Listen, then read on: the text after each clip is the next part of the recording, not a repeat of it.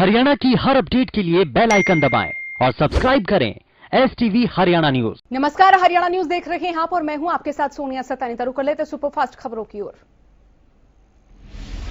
मुख्यमंत्री मनोहर लाल आज दिल्ली दौरे पर हैं। मुख्यमंत्री मनोहर लाल ने बीजेपी के राष्ट्रीय अध्यक्ष जेपी नड्डा से मुलाकात की।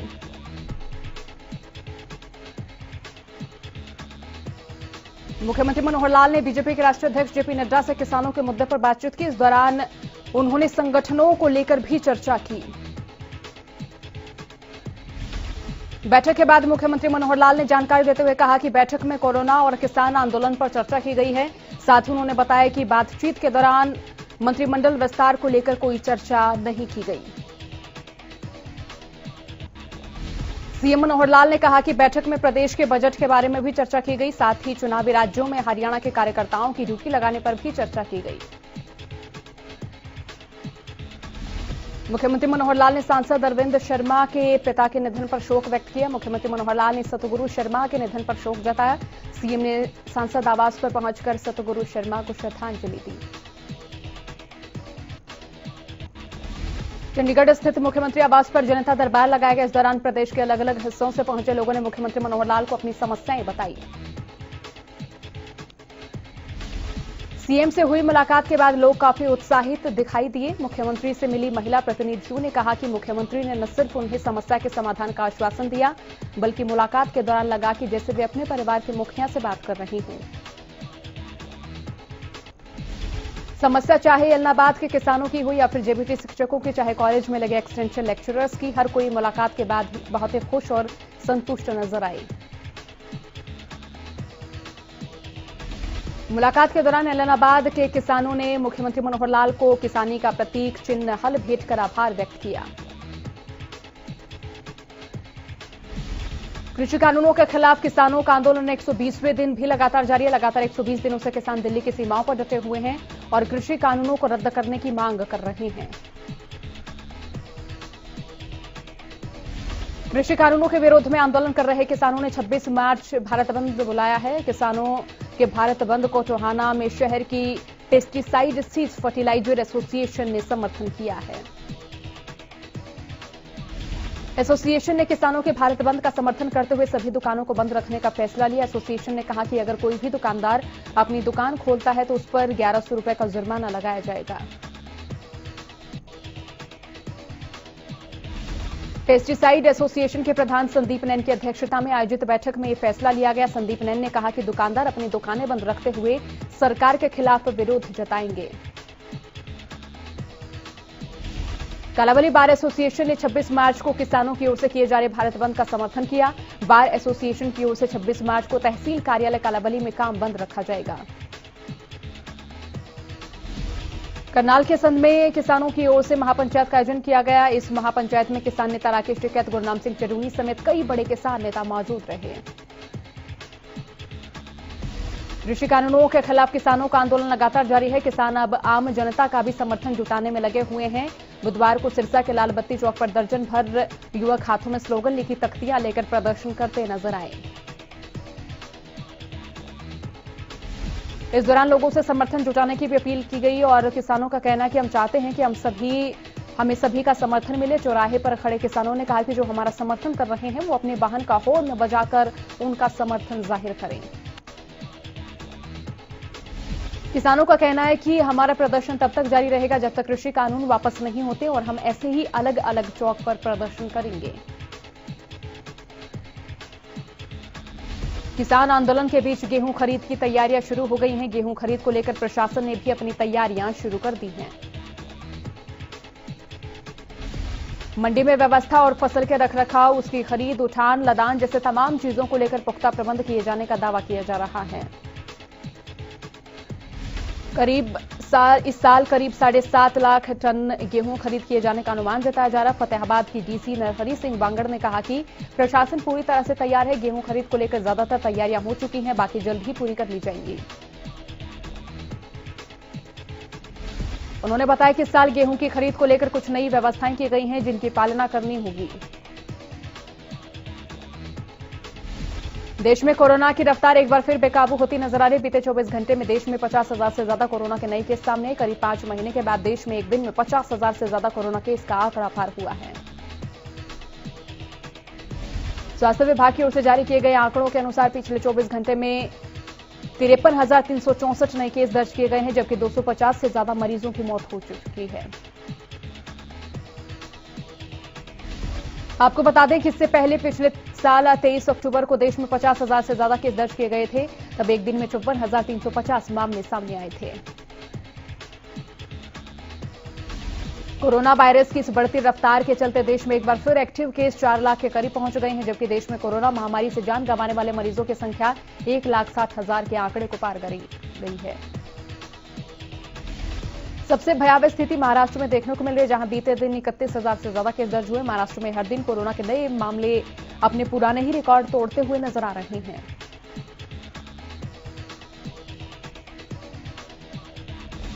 प्रदेश में एक बार फिर कोरोना बेकाबू हो रहा है। बीते 24 घंटे में 981 नए मरीजों की पुष्टि हुई। गुरुग्राम से 186, अंबाला से 140 नए कोरोना केसेस सामने आए हैं।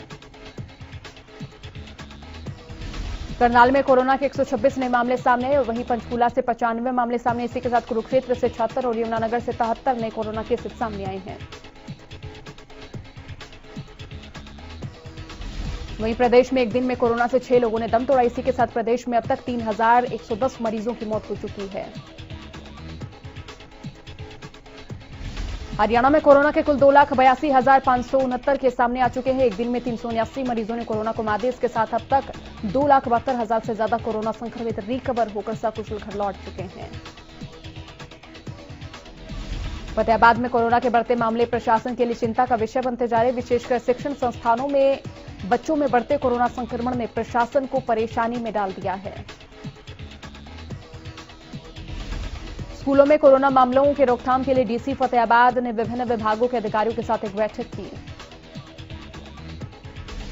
बैठक में डीसी ने अधिकारियों को आदेश दिए कि वे शिक्षण संस्थानों में जाकर चेक करें कि सरकार की ओर से जारी गाइडलाइंस का पालन हो रहा है या फिर नहीं। इसके लिए उन्होंने 30 अलग अलग टीमों का भी गठन किया है। ये टीमें जिले भर के शहरी और ग्रामीण शिक्षण संस्थानों में जाकर चेकिंग करेंगी और बच्चों के साथ साथ शिक्षण संस्थानों के संचालकों को कोविड प्रोटोकॉल की पालना करने के लिए प्रेरित भी करेंगी। डीसी ने मीडिया से बातचीत करते हुए चिंता जाहिर की कि जिले में बढ़ते कोरोना के मामले चिंता का विषय है। खासकर स्कूल में पढ़ने वाले छोटे बच्चों में कोरोना फैलता हुआ नजर आ रहा है। कोरोना के बढ़ते मामलों के बीच होली के त्योहार की तैयारियों पर भी जोर है। इस बार कोविड-19 का संक्रमण होली त्योहार पर भी नजर आने वाला है और अब की बार होली का रंग फीका ही नजर आने वाला है। पानीपत में होली के दौरान कोरोना संक्रमण को कम करने के लिए विशेष उपाय किए गए हैं। इसके साथ ही बाजारों में भीड़ भाड़ न करने और होली के दौरान संक्रमण को कम करने के लिए लोगों को निर्देश दिए गए हैं। हरियाणा न्यूज के साथ खास बातचीत के दौरान सोनीपत के सीएमओ डॉक्टर संतलाल ने बताया कि कोरोना को लेकर प्रशासन सतर्क है और लोगों को गाइडलाइंस का पालन करने के लिए प्रेरित कर रहा है। दंगल चौधरी में पुलिस अधीक्षक के आदेश पर अलग अलग जगहों पर अभियान शुरू किया गया। इसके तहत बगैर मास्क के चल रहे लोगों के अलावा बगैर लाइसेंस के गाड़ी चला रहे लोगों के खिलाफ भी कार्रवाई की गई। अभियान के दौरान पुलिसकर्मियों ने बगैर मास्क के घूम रहे 3 दर्जन से ज्यादा लोगों के चालान काटे और उन्हें मास्क लगाने को कहा गया। एक बार फिर कोरोना की बढ़ती रफ्तार ने लोगों को डराना शुरू कर दिया। कोरोना के बढ़ते मामलों को देखते हुए प्रदेश में सार्वजनिक होली मिलन समारोह पर रोक लगा दी गई है, जिसके बाद दुकानदारों की एक बार फिर से चिंता बढ़ गई है। फतेहाबाद के जिला उपायुक्त ने मीडिया से बातचीत करते हुए बताया कि जिले में बढ़ते संक्रमण को देखते हुए पहले से एहतियात बरती जा रही थी, लेकिन आगामी त्योहारों को इस सीजन को देखते हुए और सख्ती की जा रही है। उपायुक्त ने कहा कि कोरोना का संक्रमण ना फैले, इसके लिए अधिकारियों की ड्यूटियां भी लगाई जा रही हैं और जो स्थिति पर नजर रखेंगे और कहीं कोई कोताही बरती गई तो वहां सख्त कार्रवाई भी अमल में लाई जाएगी। कोरोना के बढ़ते हुए मामलों को लेकर गृह मंत्रालय के आदेश पर अंबाला पुलिस ने कोरोना नियमों की पालना न करने वाले लोगों पर सख्ती बरतनी शुरू कर दी है। अंबाला की कपड़ा मार्केट में मास्क और सड़क पर नो पार्किंग की जगह लगे वाहनों के चालान काटने के समय पुलिस को स्थानीय दुकानदारों के विरोध का सामना करना पड़ा, जहां दुकानदार पुलिस पर भेदभाव और जबरदस्ती चालान काटने के आरोप लगाते हुए नजर आए। वहीं पुलिस अधिकारी ने बताया कि पिछले काफी दिनों से अभियान के तहत मास्क न पहनने वाले लोगों के चालान किए जा रहे हैं। पानीपत के गांव चंदोली में देर रात बदमाशों ने मजदूर के साथ लूटपाट की घटना को अंजाम दिया। बदमाश मजदूर के पास मौजूद पैसे और मोबाइल लूटकर फरार हो गए। इस दौरान जब एक मजदूर ने उनका विरोध किया तो बाकी मजदूरों में भी हिम्मत आ गई, वो भी विरोध करने लगे, जिससे बदमाश घबरा गए और अपनी बाइक छोड़कर भाग गए। फतेहाबाद के बापू नगर में सड़कों पर सीवर का गंदा पानी भरा हुआ है, जिसके कारण लोगों को काफी परेशानियों का सामना करना पड़ रहा है। सरकारी स्कूल के सामने सीवर के पानी ने स्कूली बच्चों का भी आना जाना मुश्किल कर रखा है। लोगों का कहना है कि कई बार शिकायत के बावजूद भी इस और किसी का कोई ध्यान नहीं है। और वहीं लोगों का कहना है कि नगर निगम का कोई भी अधिकारी हमारी समस्या को सुनने को तैयार नहीं। वहीं बाबूनगर के मेडिकल स्कूल की प्रिंसिपल का कहना है कि उनके बच्चे इस गंदगी से निकलकर स्कूल पहुंचते हैं। इसकी शिकायत भी कई बार की गई, लेकिन कोई सुनवाई नहीं की गई। गुरुग्राम के नागरिक अस्पताल में देर रात इमरजेंसी सर्विस पर तैनात डॉक्टर और स्टाफ के साथ कुछ युवकों ने मारपीट की। दरअसल झाड़सा गांव में दो गुटों में हुए झगड़े के बाद इलाज कराने युवक ने डॉक्टर के साथ मारपीट की। युवक ने इलाज से असंतुष्ट होकर डॉक्टर और स्टाफ के साथ गाली गलौज की और मारपीट की। मारपीट के दौरान आरोपी युवक का दोस्त भी डॉक्टर और स्टाफ के साथ मारपीट करता नजर आया। बताया जा रहा है कि आरोपी युवक शराब के नशे में था, जिसके बाद उसने डॉक्टर के साथ बदसलूकी की। फिलहाल नागरिक अस्पताल प्रबंधन ने पुलिस को पूरे मामले की शिकायत दी। प्रदेश में 26 मार्च यानी कल से पहली से 8वीं की कक्षाएं शुरू हो रही। इसके साथ ही 9वीं और 11वीं की परीक्षाओं की शुरुआत भी कल से ही हो रही है। ये परीक्षाएं सुबह 9:30 बजे से लेकर दोपहर 11 बजे तक होनी है। परीक्षा के दौरान कोविड से जुड़े सभी नियमों की पूरी तरह से पालना करनी अनिवार्य होगी। विद्यार्थियों के पॉजिटिव आने की स्थिति में परीक्षा नहीं ली जाएगी। पहली और दूसरी कक्षा के छात्रों में पॉजिटिव रिपोर्ट आने पर टीचर अपने स्तर पर टेलीफोनिक परीक्षा लेंगे। छत्तीसगढ़ में हुए राष्ट्रीय स्तर पर थ्रो बॉल प्रतियोगिता में सिरसा के गांव भावदीन के युवा खिलाड़ियों ने गोल्ड मेडल हासिल कर गांव का नाम रोशन किया है। गोल्ड मेडल जीतकर वापस पहुंचने पर ग्रामीणों की ओर से युवा खिलाड़ियों का फूल मालाओं के साथ जोरदार स्वागत किया गया। राष्ट्रीय थ्रोबॉल प्रतियोगिता में 25 राज्यों के खिलाड़ियों ने हिस्सा लिया था। 17 मार्च को फाइनल मैच खेले गए, जहां गांव भावदीन के आदित्य चौहान, तरसेम सिंह, हरप्रीत कौर और प्रियंका ने गोल्ड मेडल हासिल किया। इस युवा खिलाड़ियों के वापस गांव पहुंचने पर स्कूल स्टाफ और ग्रामीणों की ओर से उनको ओपन गाड़ी में डीजे और ढोल के साथ लाया गया। खिलाड़ियों के लिए राजकीय वरिष्ठ माध्यमिक विद्यालय में सम्मान समारोह भी रखा गया। पिहोवा के नानकपुरा रोड पर सील की गई भट्टियों पर सीएम फ्लाइंग की टीम ने छापेमारी की। दरअसल विभाग की ओर से भट्टियों को दिसंबर में अनियमितताओं के चलते सील कर दिया गया था।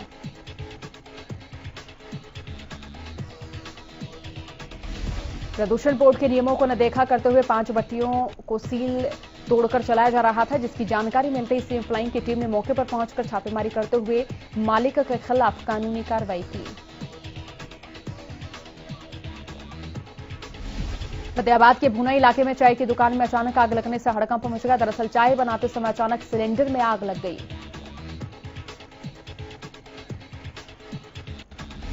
दुकानदार ने सूझबूझ दिखाते हुए सिलेंडर को बाहर निकाला और दमकल विभाग को सूचित किया, लेकिन दमकल विभाग के आने से पहले दुकानदार ने सिलेंडर पर मिट्टी डालकर आग पर काबू पा लिया था।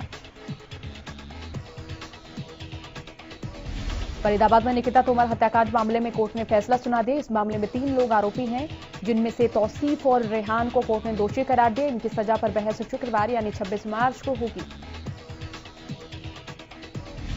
और इसी के साथ अजरुद्दीन को बरी कर दिया गया। इस मामले में तौसीफ को मुख्य आरोपी बनाया गया था, जबकि रेहान वारदात के वक्त उसके साथ मौजूद था। अजरुद्दीन पर हथियार देने का आरोप था, जो साबित नहीं हो पाया है।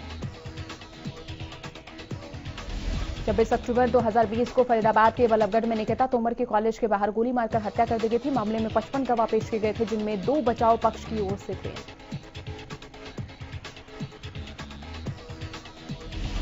हरियाणा कर्मचारी चयन आयोग को नया चेयरमैन मिल गया। भोपाल सिंह को आयोग की नई जिम्मेदारी सौंपी गई। सीमन मुल्ला ने भोपाल सिंह को पद और गोपनीयता की शपथ दिलाई। भोपाल सिंह के साथ जिन सदस्यों को शपथ दिलाई गई, उनमें विकास दहिया, सचिन जैन, सत्यवान शेरा और विजय कुमार शामिल हैं।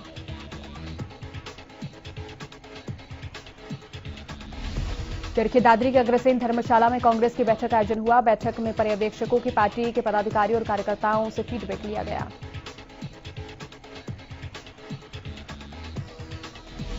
मीटिंग के दौरान कोविड-19 के नियमों की जमकर धज्जियां उड़ाई गई। दरअसल कांग्रेस पार्टी की ओर से जिला और ब्लॉक स्तर पर कार्यकारिणी गठन की रायशुमारी करने के लिए पर्यवेक्षक पंकज शर्मा और सह प्रभारी जगदीश खेदड़ चरखी दादरी में पहुंचे थे। कोरोना के बढ़ते मामलों ने आम लोगों के साथ साथ प्रशासन की भी नींदें उड़ा दी हैं। सरकार की ओर से लगातार लोगों से कोरोना के नियमों के पालन करने की अपील की जा रही है। बावजूद इसके कालावली थाने में सरकारी आदेश नदारद नजर आ रहे हैं। यहां थाने में मौजूद पुलिसकर्मी बगैर मास्क के ही देखे जा सकते हैं।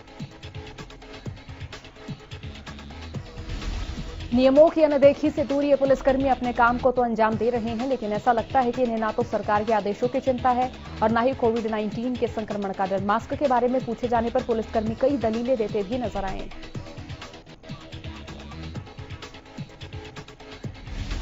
अंबाला में कोरोना केस बढ़ने के चलते प्रशासन अलर्ट मोड पर है। सरकार के आदेशानुसार प्रशासन बिना मास्क के बाहर निकलने वाले लोगों पर सख्ती के साथ निपट रहा है।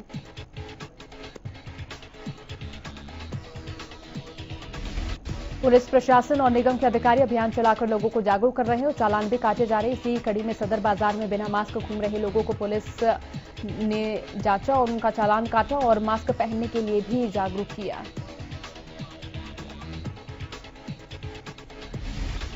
फाइजर बायोएनटेक के कोरोना टीके का इस्तेमाल पैकेजिंग के गड़बड़ी के आधार पर हांगकांग में रोक लगा दी गई है।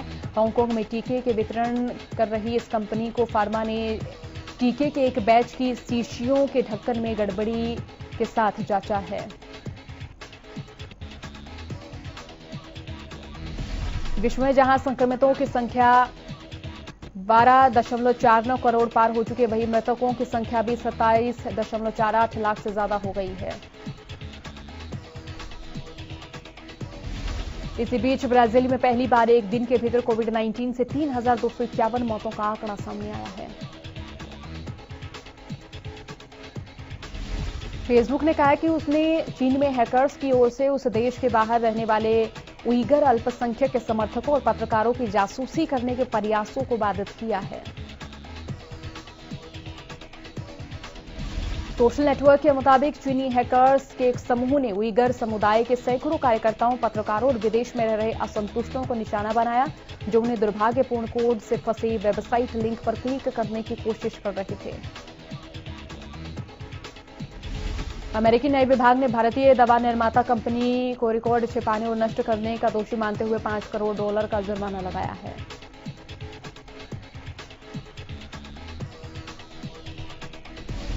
सरकारी तेल कंपनियों की ओर से दूसरे दिन भी पेट्रोल और डीजल की कीमतों में कमी की गई।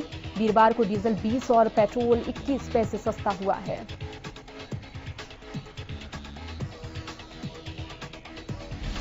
सीबीआई ने बुधवार को प्रधानमंत्री आवास योजना से जुड़े 14,000 करोड़ रुपए के घोटाले का भंडाफोड़ किया। इसके साथ इस मामले में आर्थिक संकट से घिरी डीएचएफएल के प्रमोटरों के खिलाफ मुकदमा भी दर्ज किया गया। देश में कोऑपरेटिव विकास के लिए डेवलपमेंट फोरम का गठन हुआ है, जिसकी बागडोर पूर्व केंद्रीय मंत्री सुरेश प्रभु को सौंपी गई है।